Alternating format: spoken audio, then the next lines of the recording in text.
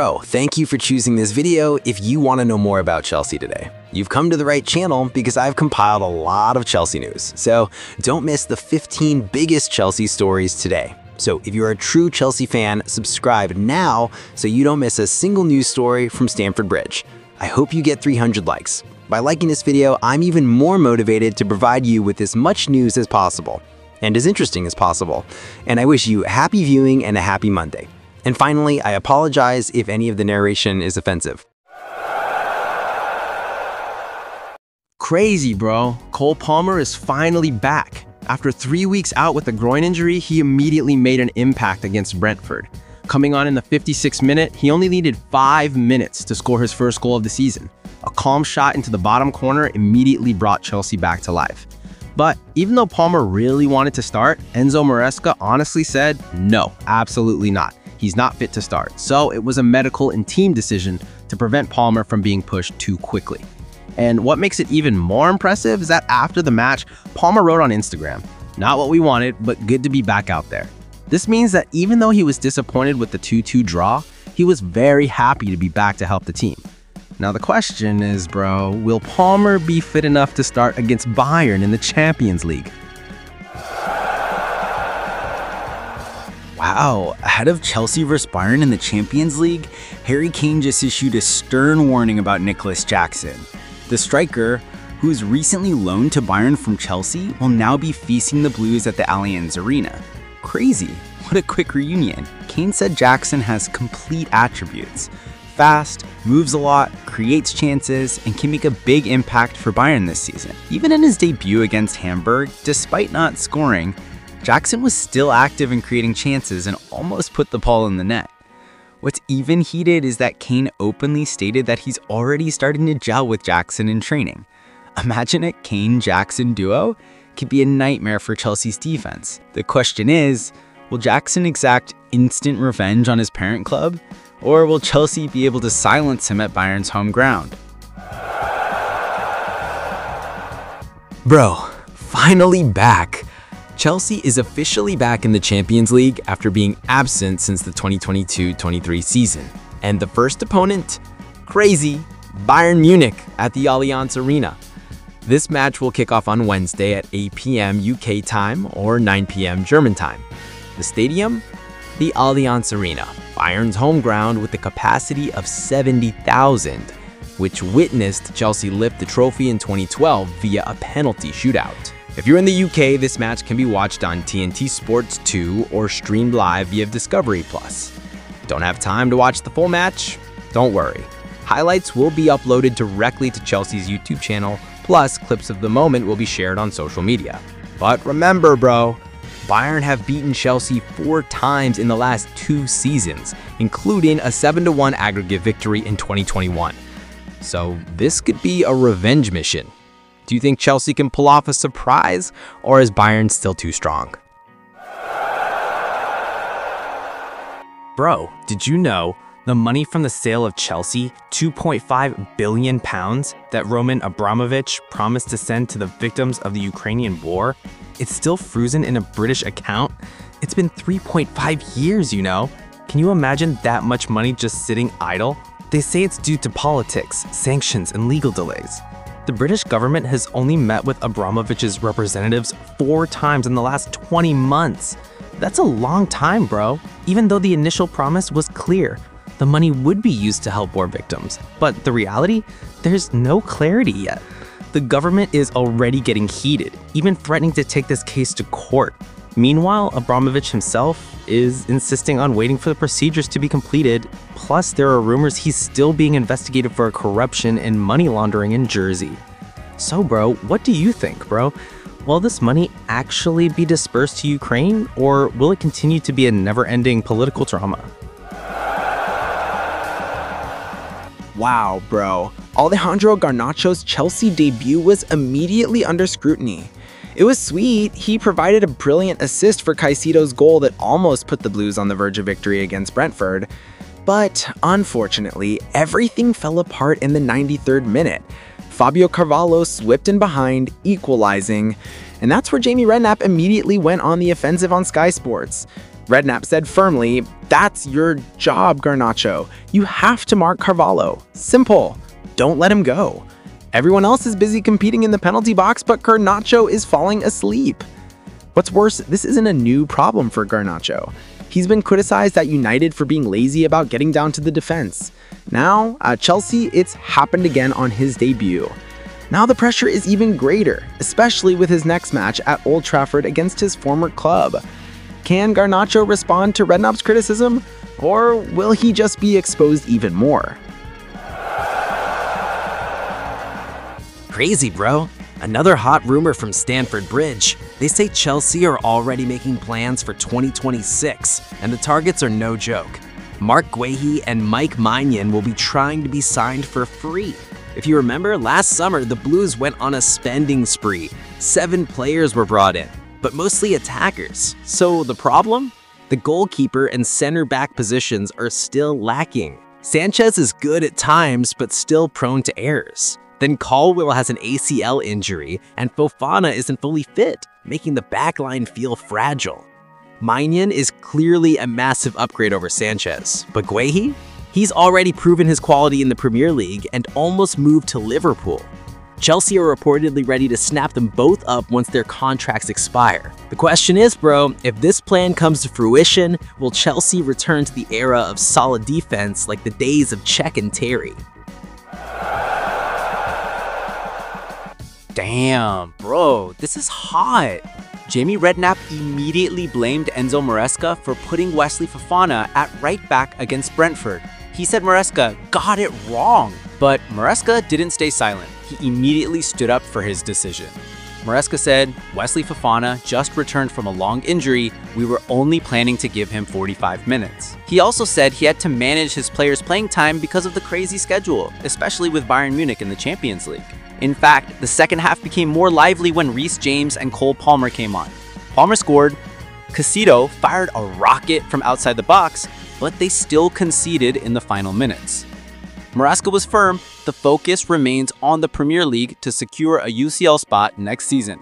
So, what do you think, bro? Is Maresca a visionary, or is he just tactically wrong? Crazy, bro. Did you know, yesterday, deadline day, Bayern Munich actually made a serious bid for Raheem Sterling. The German Giants wanted to bring Sterling in while negotiating for Nicholas Jackson. But what's surprising is that Sterling said he just wanted to stay in London. Chelsea was ready to let him go for a cheap price, just £20 million, so that $300,000 a week salary would be off the books. Crystal Palace, West Ham, and Fulham all took a look, but still no deal. Even Napoli were interested, but Sterling still refused to leave. The result? Now he has to train alone at Cobham until January, a fate similar to Axel Disasi's, who also failed to move. Maresca was firm. There's no turning back for the bomb squad player. So, bro, do you think Sterling is loyal or stubborn? Bro, there's hot gossip again. Chelsea reportedly sent scouts directly to Italy to watch Juventus vs Inter. And their focus? Not Vlahovic, but Kenan Yildiz, the 20-year-old Turkish wonder kid. Playing behind the striker, he scored a long-range goal and provided a key assist. Damn, his performance truly shows class. But hold on, even though Chelsea are impressed, Yildiz isn't their #1 target. Reportedly, Aston Villa's Morgan Rogers is still the top priority. Still, Yildiz is seriously on the Blues' radar. The problem? Juventus won't give him a cheap price. The starting price is said to be at least 80 million euros and could rise further after his impressive performance against Inter.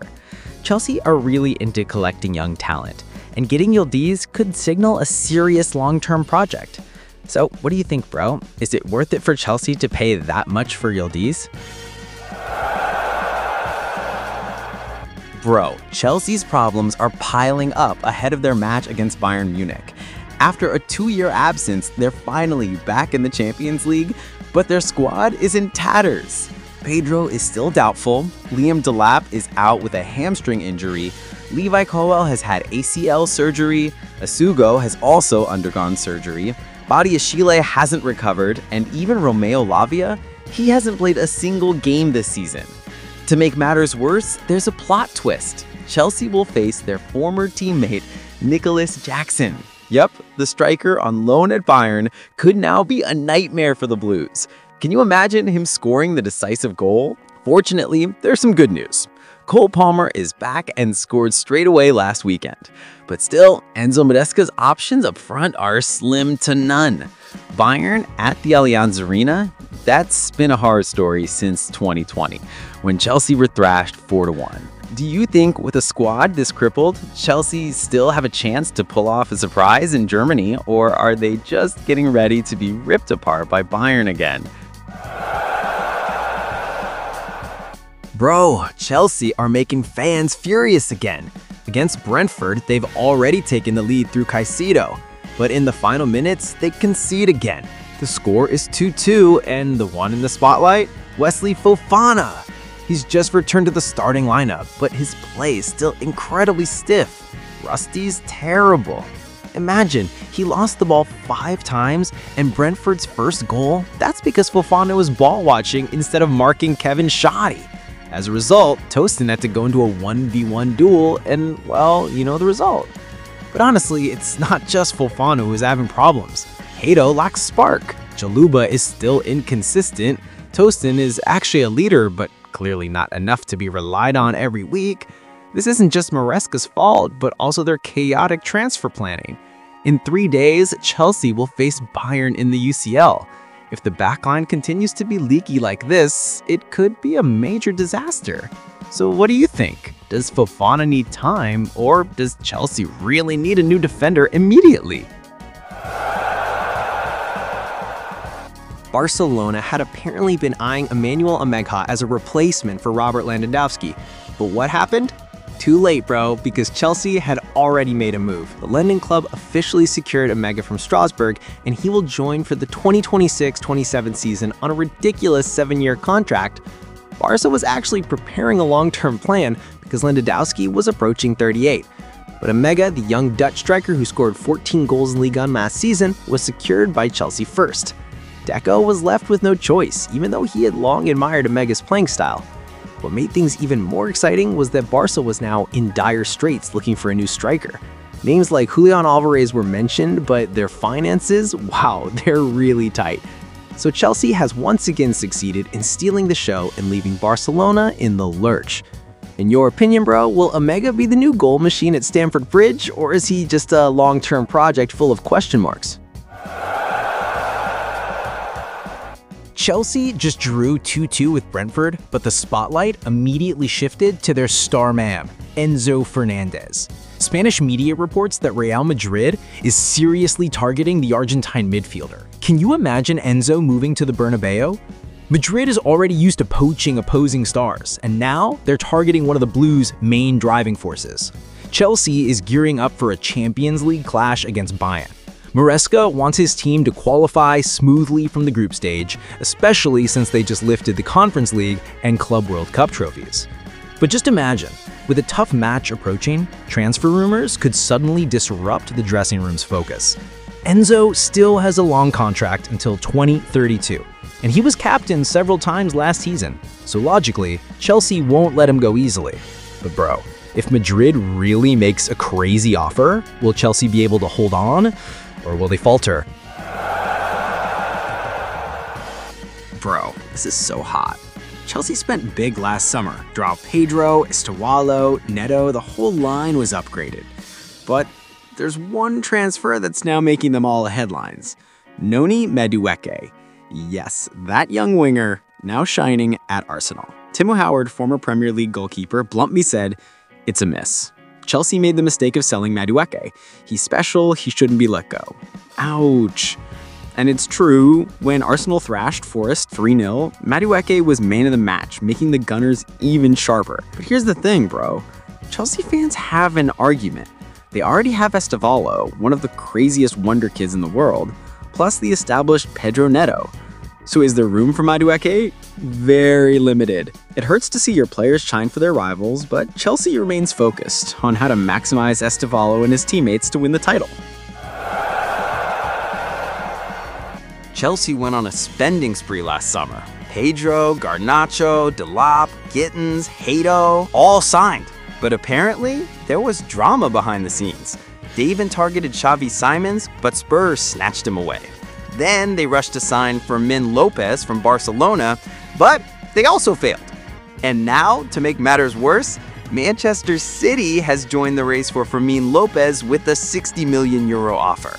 Just imagine, Chelsea have been interested for a while, and City come knocking like a midnight thief. The problem is, Lopez himself has said he's happy at Barca until 2029, but he's also rarely featured in Flick's starting lineup. So, if he's constantly on the bench, his mindset could waver. So, a move to Chelsea? Same here, Cole Palmer is his rival. So, the bottom line is, this battle for Fermin Lopez is going to be a long one. The question is, if you were Lopez, would you choose Chelsea or City, bro?